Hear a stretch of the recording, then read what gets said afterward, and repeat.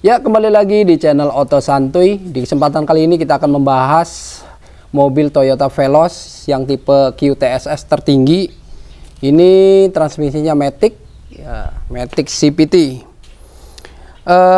Saya akan mengulas kekurangan-kekurangan selama saya memakai Toyota Veloz ini kurang lebih 1 tahun. Karena mobil ini saya beli itu di akhir tahun 2021 pada saat baru launching. Jadi bisa dibilang saya itu pemilik pertama Toyota Veloz di kota Cirebon. Oke, apa saja kekurangannya? Yuk kita bahas satu persatu. Ingat ya, ini pengalaman saya selama 1 tahun.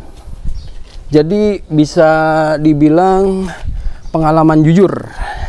Dan bisa jadi cuma kendalanya ada di unit saya saja, karena memang mobil ini mobil unit pertama yang dikirimkan, atau saya itu pembeli pertama di Cirebon yang membeli Toyota Veloz ini.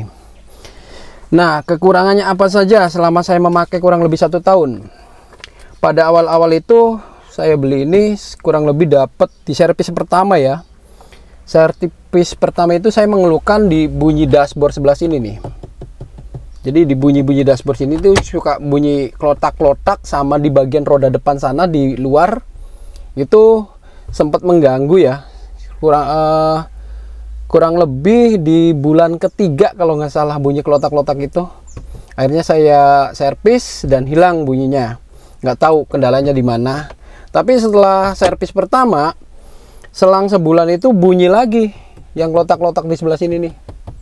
Bunyi lagi, akhirnya saya datang lagi ke sana ke Auto 2000-nya dan sama mereka ditangani, dan alhamdulillah sampai sekarang hilang bunyinya. Nggak tahu mereka diganjel dipakai apa, apakah baunya atau segala macam, nggak tahu ya.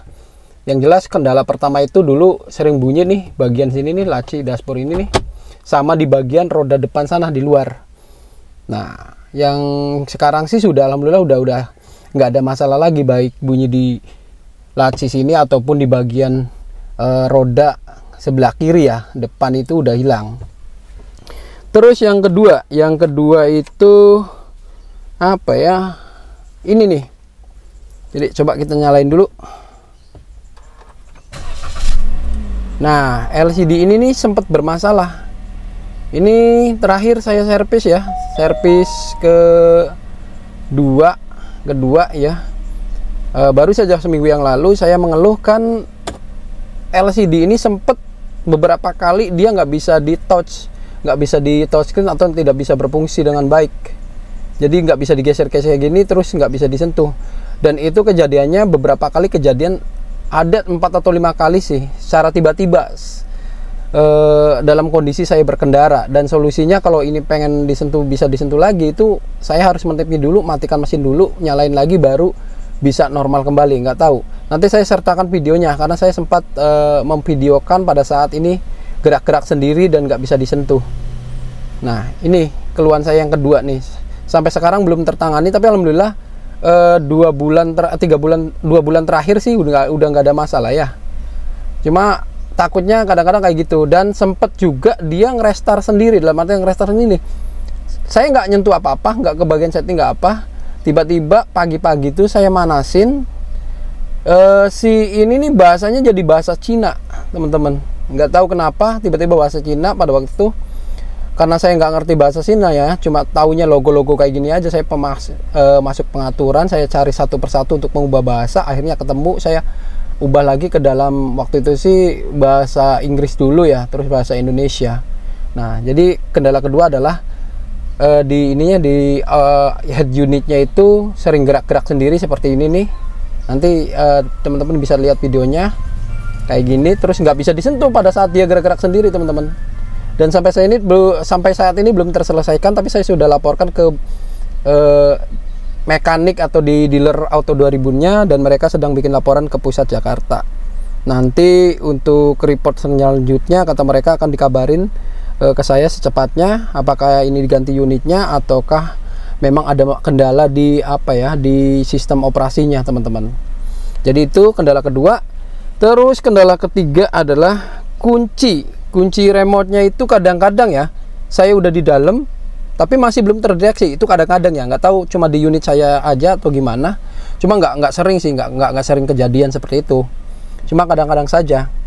Nah, itu ketiga, yang kunci remote-nya kadang-kadang suka tidak terdeteksi, dan solusinya kadang-kadang saya harus keluar dulu, tutup dulu pintunya, baru buka lagi, masuk lagi, baru terdeteksi. Oke, yang keempat, karena saya paling 4 keluhan aja sih selama 1 tahun. Ini profile bannya nih teman-teman. Profile bannya dia terlalu tipis karena ukurannya itu 205 per 50 ring 17. Dan saya lihat di channel YouTube yang lain sih mereka pada dinaikin nih. Yang ininya nih. Jadi 60 katanya nggak gasruk, masih oke dan lumayan empuk akhirnya. Jadi kalau profile ban tipis kayak gini, dia melewati 10 melewati polisi tidur, dia jadi kayak kasar gitu loh, gladruk gitu loh, bunyinya glutrak gitu kalau ngelewatin polisi tidur. Jadi nanti saya opsinya adalah upgrade ke mungkin ke ukuran 205 yang 60 sorry, nanti saya naikin jadi 60. Tapi ini sayang ya, karena kan masa ban kan ada masanya 5 tahun atau 3 tahun sih, saya kurang paham. Jadi nanti aja saya gantinya pas ban ini harus diganti gitu. Jadi seperti itu aja teman-teman keluhan saya tentang Toyota Veloz 2 QTSS ini selama pemakaian 1 tahun. Jadi tadi keluhannya adalah di bunyi dashboard, layar suka gerak-gerak sendiri dan nggak bisa disentuh, profile ban terlalu tipis, dan kunci remote kadang-kadang tidak terdetek. Oke teman-teman, seperti itu aja videonya.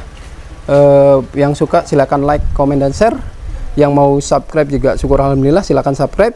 Sampai jumpa di video berikutnya.